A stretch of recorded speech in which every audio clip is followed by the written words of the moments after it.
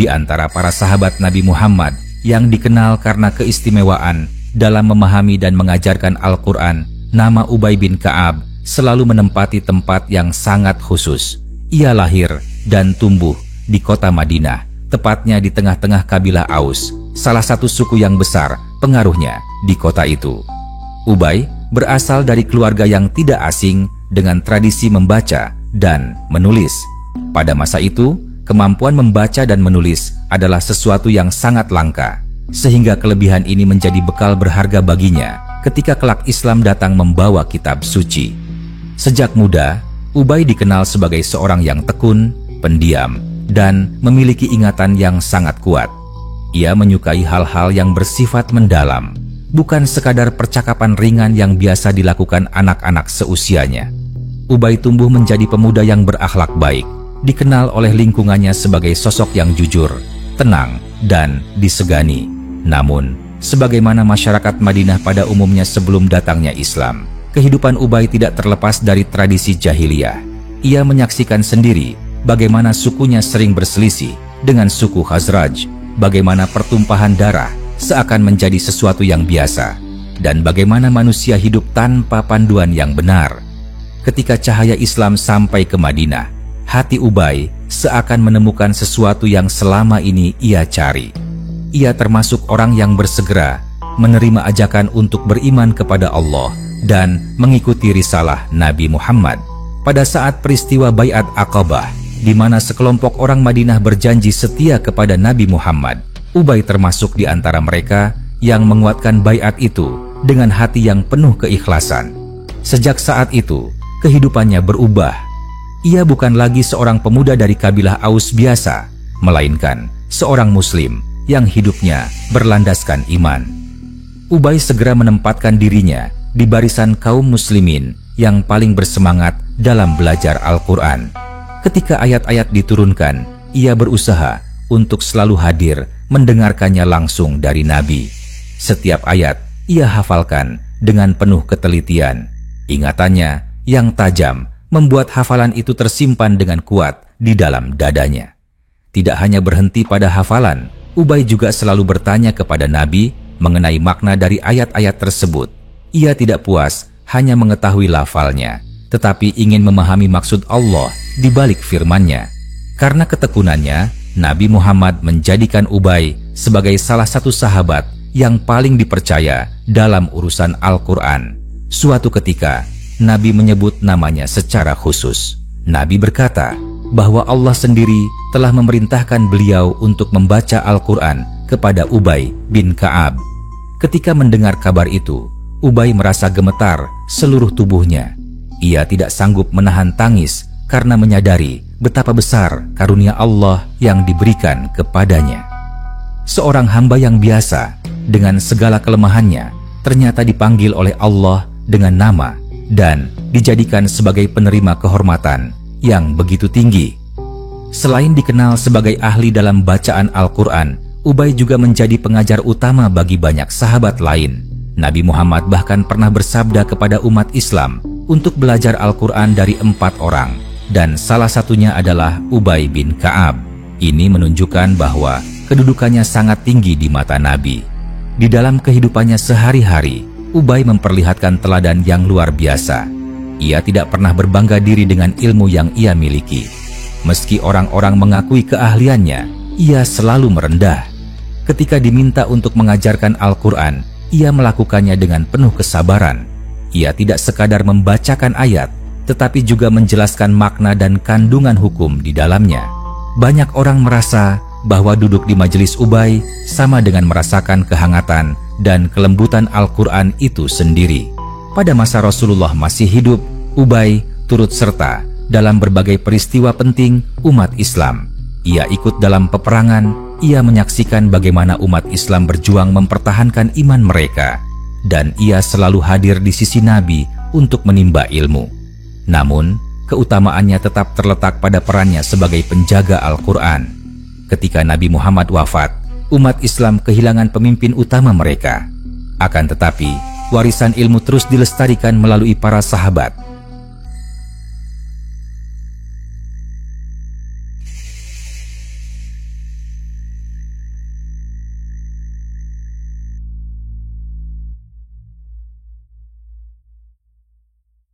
Dalam hal Al-Quran, Ubay menjadi salah satu tokoh sentral.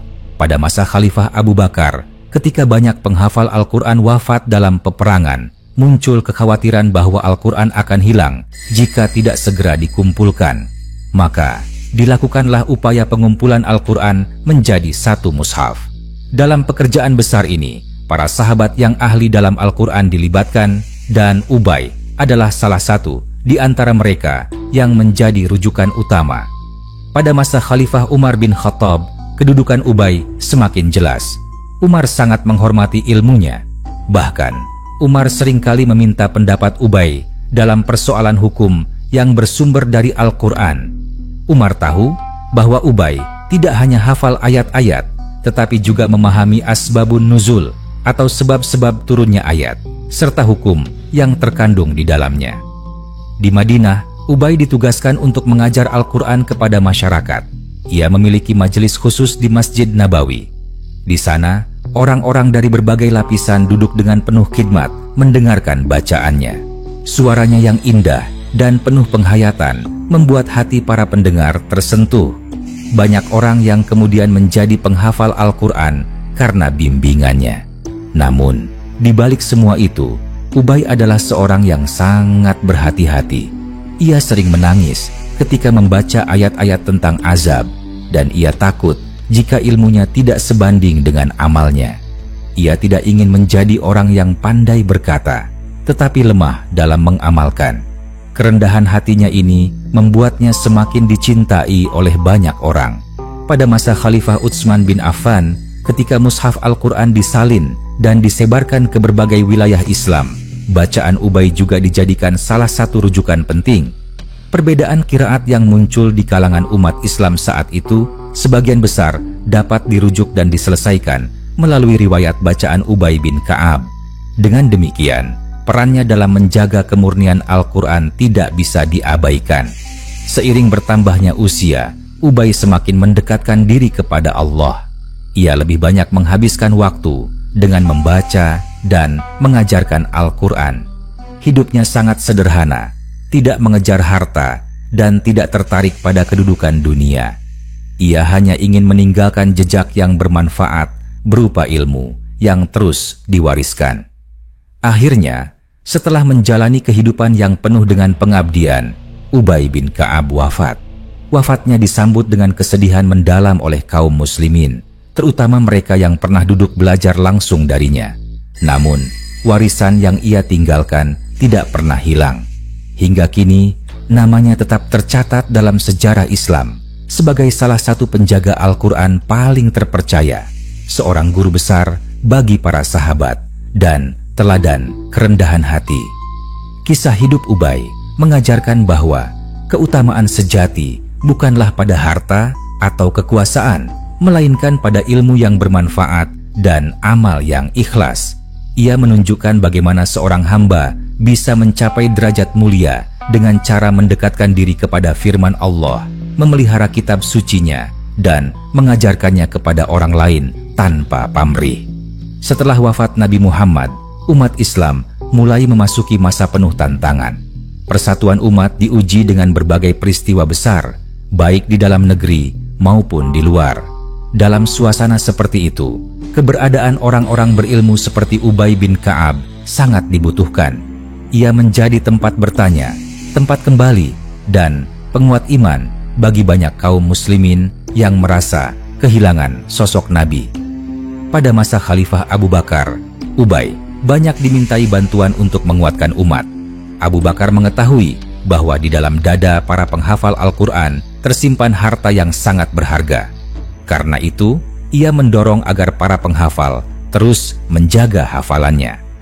Ubay pun terlibat langsung dalam menjaga dan menyebarkan bacaan Al-Quran. Ia sering duduk bersama para sahabat lain seperti Zaid bin Sabit, mengulang hafalan dan memastikan tidak ada satu ayat pun yang terlewat. Ketika pasukan Islam menghadapi peperangan melawan kaum murtad yang menolak membayar zakat, banyak para penghafal Al-Quran yang gugur. Hal ini membuat Abu Bakar merasa khawatir. Lalu, muncullah ide untuk mengumpulkan Al-Quran menjadi satu mushaf tertulis. Dalam pekerjaan besar ini, Zaid bin Sabit menjadi pemimpin tim penyalin, namun Ubay bin Ka'ab menjadi salah satu referensi utama. Banyak ayat yang ditanyakan kembali kepada Ubay karena hafalannya dikenal sangat kuat dan bacaannya sangat fasih. Dengan cara itulah Ubay berperan besar dalam menjaga keaslian mushaf yang pertama kali disusun. Pada masa Khalifah Umar bin Khattab, ilmu Ubay semakin bersinar. Umar adalah seorang pemimpin yang tegas, namun ia juga sangat menghormati ahli ilmu. Umar sering meminta nasihat kepada Ubay mengenai hukum-hukum Al-Quran. Bahkan, dalam beberapa kesempatan, Umar mengutus Ubay untuk menjadi imam sholat di Madinah karena bacaan Al-Qur'annya yang sangat indah. Ubay membaca dengan tartil, perlahan, penuh penghayatan, sehingga orang-orang di belakangnya merasa terhanyut dalam makna ayat yang dibaca.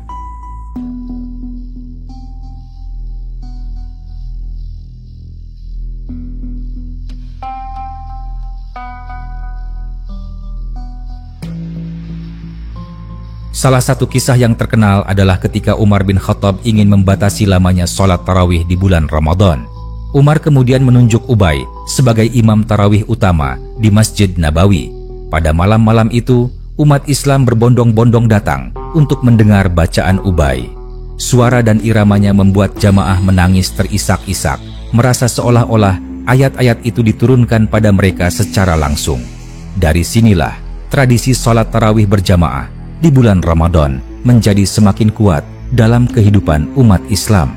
Namun, meski banyak dihormati, Ubay tidak pernah merasa lebih tinggi dari orang lain. Ia sering berkata bahwa dirinya hanyalah seorang hamba Allah yang penuh dosa, yang kebetulan diberi amanah untuk menjaga Al-Quran. Kerendahan hati inilah yang membuatnya semakin dicintai oleh kaum muslimin. Pada masa Khalifah Utsman bin Affan, ketika Islam semakin meluas hingga ke Syam, Irak, dan Mesir, muncul persoalan perbedaan bacaan Al-Quran di antara kaum muslimin dari berbagai daerah. Utsman kemudian mengambil langkah tegas dengan menyatukan bacaan ke dalam satu mushaf standar yang disalin dari mushaf Abu Bakar. Dalam proses ini, bacaan Ubay bin Ka'ab menjadi salah satu acuan utama. Hal itu membuktikan bahwa keilmuannya dalam bidang qiraat sangat besar pengaruhnya dalam sejarah Islam. Selain menjadi guru Al-Quran, Ubay juga dikenal sebagai seorang sahabat yang mendalam pemahamannya terhadap doa. Ia sering mengajarkan doa-doa kepada para sahabat lain. Salah satunya adalah doa kunut yang hingga kini masih diajarkan dalam sholat. Nabi Muhammad pernah mengajarkan doa kunut kepada Ubay secara langsung, dan ia pun menyampaikannya kepada generasi setelahnya. Dengan cara itu, doa kunut menjadi salah satu warisan yang tetap hidup di tengah-tengah umat Islam. Ubay juga dikenal sebagai sosok yang dermawan dan penyayang. Ia tidak hanya mengajarkan ilmu, tetapi juga memperhatikan orang-orang miskin di sekitarnya. Jika ada yang membutuhkan, ia membantu dengan apa yang ia miliki.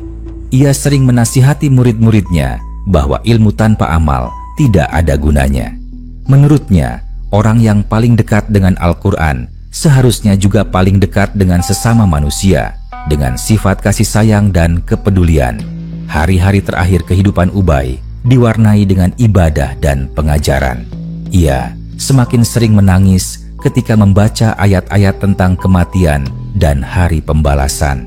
Ia merasa bahwa setiap detik yang tersisa dalam hidupnya harus diisi dengan mengingat Allah.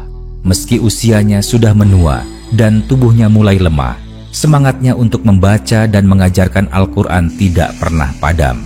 Banyak murid yang tetap datang ke rumahnya untuk belajar, dan ia melayani mereka dengan sabar meskipun kondisi tubuhnya sering tidak sekuat dahulu. Ketika ajal akhirnya menjemput, kaum muslimin kehilangan seorang guru besar.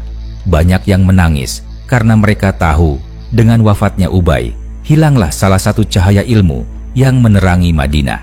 Namun, mereka juga merasa tenang karena ilmu Ubay telah diwariskan kepada generasi penerus. Hafalan, bacaan, tafsir, doa, dan teladan hidupnya terus dilestarikan dari masa ke masa. Nama Ubay bin Ka'ab hingga kini tetap harum. Para ulama selalu menyebutnya dengan penuh penghormatan ketika membicarakan ilmu qiraat, tafsir, dan doa. Ia adalah bukti bahwa seorang manusia biasa dapat mencapai derajat tinggi jika hidupnya dipersembahkan untuk menjaga firman Allah. Kisahnya mengajarkan kepada kita bahwa Al-Quran bukan sekadar untuk dibaca, tetapi untuk dihayati, diamalkan, dan diajarkan dengan penuh keikhlasan. Setelah Ubay bin Ka'ab wafat, masyarakat Madinah merasakan kehilangan yang begitu besar. Sosok yang selama ini menjadi cahaya bagi para penuntut ilmu, imam dalam sholat, guru bagi para penghafal, dan rujukan dalam memahami ayat-ayat Al-Quran, kini tidak lagi hadir di tengah mereka. Akan tetapi, warisan ilmu dan teladannya tetap hidup dalam diri murid-muridnya, yang kemudian menyebarkannya ke seluruh penjuru negeri Islam. Di antara murid-murid Ubay, terdapat banyak nama besar yang kelak menjadi ulama qiraat dan tafsir. Mereka adalah orang-orang yang menimba ilmu langsung dari Ubay, duduk berjam-jam mendengarkan bacaan Al-Quran darinya, mencatat setiap penjelasan tafsir yang ia sampaikan, dan menirukan cara ia membaca dengan tartil. Melalui murid-murid inilah bacaan Ubay tetap terjaga, meski ia sudah tiada. Salah satu ciri khas bacaan Ubay adalah keindahan suara dan ketelitian dalam melafalkan setiap huruf. Ia tidak terburu-buru, tetapi membacanya perlahan agar makna bisa dirasakan oleh hati. Murid-muridnya kemudian menularkan cara bacaan ini ke berbagai wilayah Islam. Maka, tidak mengherankan jika hingga kini riwayat bacaan Al-Quran dari Ubay tetap dikenal dan dijadikan salah satu dasar dalam ilmu qiraat. Selain mengajarkan bacaan, Ubay juga menanamkan nilai penting tentang penghayatan terhadap makna Al-Quran.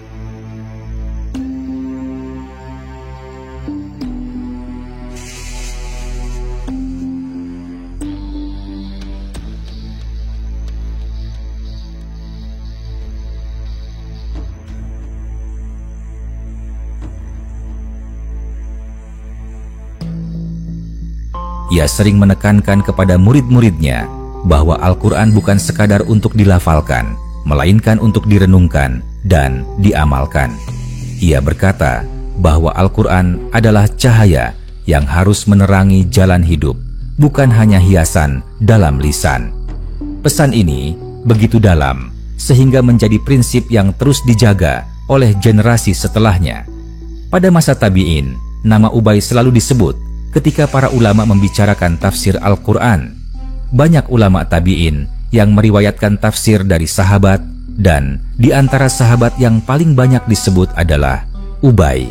Tafsirnya terkenal jernih, dekat dengan konteks turunnya ayat, dan selalu mengandung hikmah yang bisa diterapkan dalam kehidupan sehari-hari. Dengan cara itu, Ubay seakan tetap hidup di tengah-tengah umat, meski jasadnya telah beristirahat dalam kubur. Selain dalam bidang tafsir, Ubay juga meninggalkan warisan dalam bidang doa dan ibadah. Doa kunut yang hingga kini diamalkan dalam sholat subuh di banyak negeri Islam berasal dari ajaran Nabi yang disampaikan melalui Ubay. Dalam doa tersebut terkandung permohonan hidayah, perlindungan dari keburukan, serta harapan akan ampunan. Doa ini menjadi bukti bahwa Ubay bukan hanya seorang ahli bacaan, tetapi juga seorang yang hatinya dekat dengan Allah. Kehidupan Ubay memberikan inspirasi bagi banyak generasi. Ia menunjukkan bahwa ilmu harus diiringi dengan kerendahan hati. Meski diakui sebagai salah satu sahabat yang paling ahli dalam Al-Quran, ia tidak pernah menggunakan keutamaannya untuk mencari kedudukan dunia. Bahkan, ia selalu khawatir bahwa ilmunya akan menjadi alasan baginya untuk dimintai pertanggungjawaban yang berat di akhirat. Rasa takut inilah yang menjadikannya semakin giat beribadah dan semakin rendah hati di hadapan orang lain. Warisan Ubay juga terasa dalam sistem pendidikan Islam di Madinah. Majelis-majelis Al-Quran yang ia dirikan menjadi cikal bakal berkembangnya halakah-halakah pengajian di Masjid Nabawi. Dari Madinah, tradisi ini menyebar ke berbagai kota besar Islam seperti Kufah, Basrah, Damaskus, dan Mesir. Dimanapun kaum muslimin berada, mereka selalu mencari guru yang bisa mengajarkan Al-Quran dengan sanad yang sampai kepada Ubay bin Ka'ab. Hal ini menunjukkan betapa luas pengaruhnya. Bahkan hingga kini para ahli qiraat masih menyebut nama Ubay ketika menjelaskan perbedaan bacaan. Riwayatnya dijaga dalam kitab-kitab qiraat, tafsir, dan sejarah.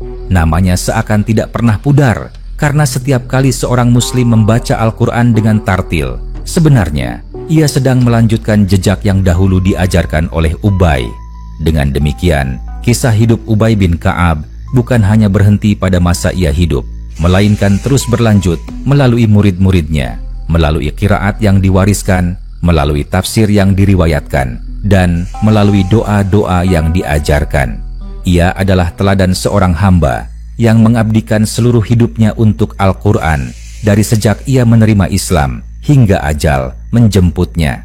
Hidupnya adalah pelajaran bahwa manusia bisa mencapai derajat tinggi bukan dengan harta, bukan dengan kedudukan, tetapi dengan ilmu yang bermanfaat dan ketulusan hati. Hingga kini, setiap kali nama Ubay bin Ka'ab disebut, umat Islam mengingatnya sebagai sahabat yang diberi kehormatan langsung oleh Allah, sebagai penjaga Al-Quran, dan sebagai guru bagi generasi sepanjang masa. Setelah wafatnya Ubay bin Ka'ab, ilmunya tidak berhenti begitu saja. Ia telah menanamkan benih-benih yang kemudian tumbuh menjadi pohon besar dalam dunia ilmu Al-Quran. Murid-muridnya menyebarkan apa yang telah mereka dapatkan, dan dari merekalah lahir tradisi ilmu qiraat yang terjaga hingga berabad-abad kemudian. Dalam bidang qiraat, Ubay adalah salah satu tokoh paling utama. Riwayat bacaannya menjadi salah satu sumber rujukan bagi para imam qiraat di kemudian hari. Para ulama qiraat ketika menjelaskan variasi bacaan Al-Quran selalu menyebutkan bacaan yang berasal dari Ubay. Hal ini menunjukkan betapa kuat pengaruhnya dalam menjaga bacaan asli Al-Quran.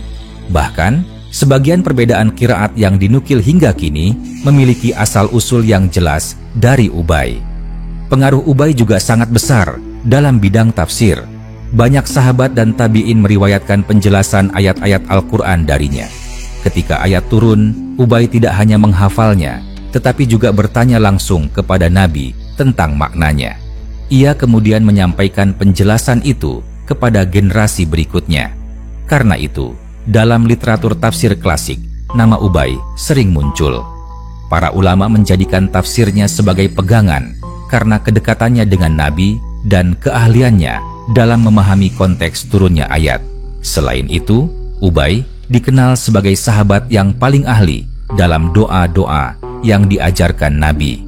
Ia sering meriwayatkan doa-doa yang dipanjatkan Rasulullah pada berbagai kesempatan. Salah satu doa paling terkenal yang diajarkannya adalah doa qunut. Dari Ubay, doa ini sampai kepada sahabat-sahabat lain, lalu diteruskan kepada tabi'in, hingga akhirnya menjadi bagian dari tradisi ibadah umat Islam di berbagai negeri.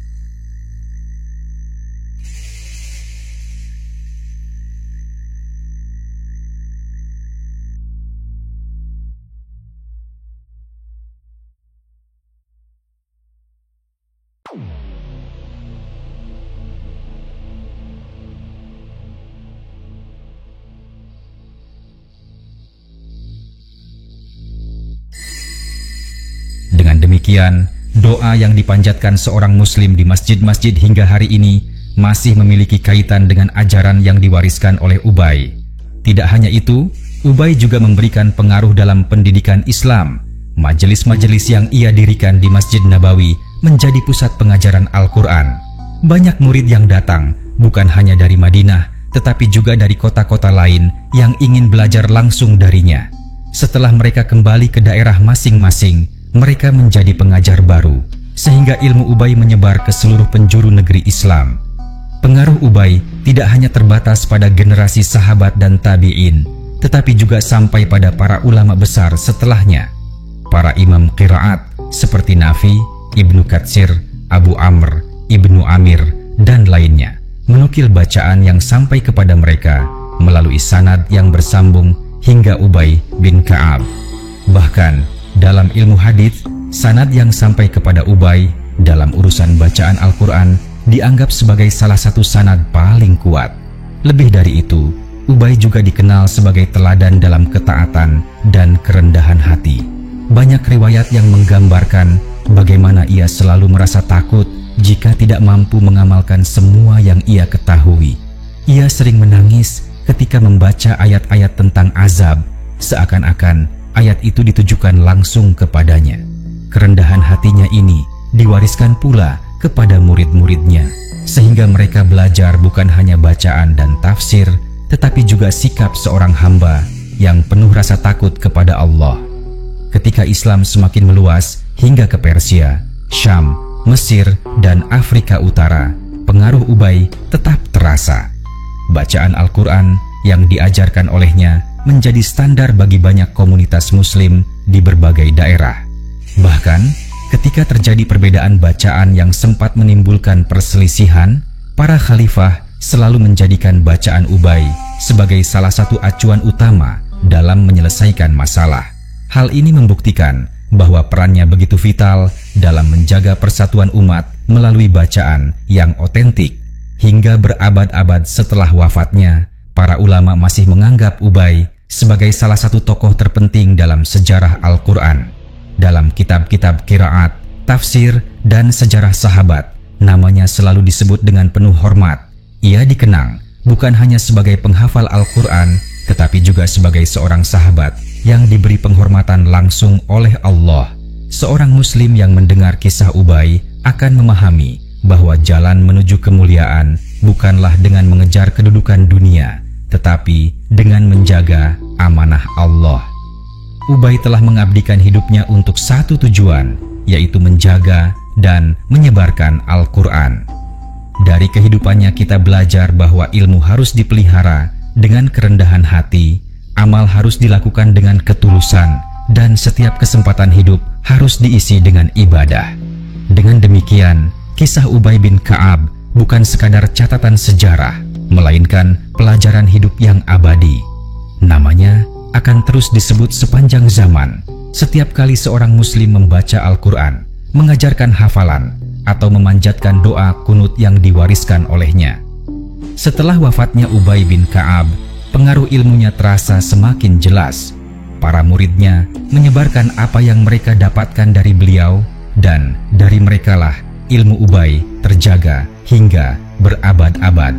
Dalam tradisi Islam, ilmu Al-Quran bukan hanya diajarkan secara lisan, tetapi juga diwariskan melalui sanad. Sanad adalah rantai guru dan murid yang saling bersambung hingga mencapai Nabi Muhammad. Dalam hal ini, sanad bacaan Al-Quran yang melewati Ubay bin Ka'ab dianggap sebagai salah satu yang paling kuat karena beliau dikenal sebagai sahabat yang diakui langsung oleh Nabi dalam bacaan dan pemahaman Al-Quran. Beberapa sahabat besar mengambil ilmu bacaan Al-Quran dari Ubay. Dari mereka, ilmu itu diteruskan kepada generasi tabi'in. Dari kalangan tabi'in, ilmu itu menyebar ke berbagai kota besar Islam seperti Kufah, Basrah, Damaskus, dan Mesir. Di kota-kota itulah kemudian muncul para imam qiraat yang terkenal, yang bacaan mereka masih dipelajari hingga hari ini. Di antara ulama qiraat yang menukil bacaan dari Ubay adalah Imam Nafi di Madinah. Bacaan Imam Nafi kemudian diteruskan oleh murid-muridnya, dan salah satunya adalah Qalun dan Warsh. Bacaan Warsh dari Nafi hingga kini masih menjadi bacaan utama umat Islam di Afrika Utara seperti Maroko, Aljazair, dan Tunisia. Dengan demikian, jejak Ubay bisa ditemukan dalam setiap lantunan Al-Quran yang dibaca di wilayah tersebut. Di Damaskus, bacaan Ibnu Amir juga memiliki keterkaitan dengan sanad Ubay. Di Kufah, para ulama qiraat besar seperti Asim, Hamzah, dan Al-Kisai juga menukil bacaan yang asalnya sampai kepada Ubay. Bacaan Asim, misalnya, diteruskan oleh Hafs dan hingga kini menjadi bacaan paling banyak digunakan umat Islam di seluruh dunia. Dengan kata lain, hampir setiap Muslim di dunia yang membaca Al-Quran dengan riwayat Hafs dari Asim sebenarnya ikut menyambung sanad bacaan yang melewati Ubay bin Ka'ab.